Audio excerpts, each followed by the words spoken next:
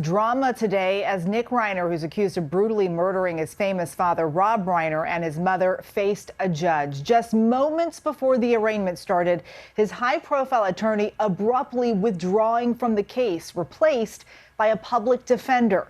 Jim Moret is at the courthouse. A major shakeup in the Nick Reiner murder case. His high-profile lawyer, Alan Jackson, is withdrawing from representing Reiner. Your Honor, at this time, I, on behalf of Workman Jackson and Quinn, and with Mr. Reiner's understanding and consent, would ask to withdraw as counsel of record.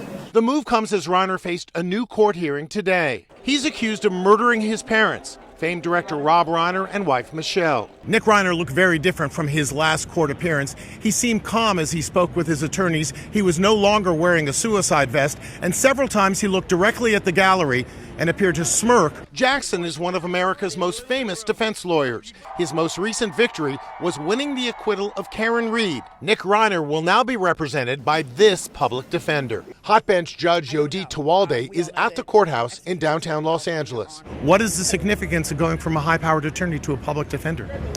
Resources. Not to say that the public defender's office isn't capable of taking on this case, but we all know that they're overworked and underpaid. Jackson spoke after the hearing. Circumstances beyond our control, but more importantly, circumstances beyond Nick's control, have dictated that, sadly, it's made it impossible for us to continue our representation of Nick.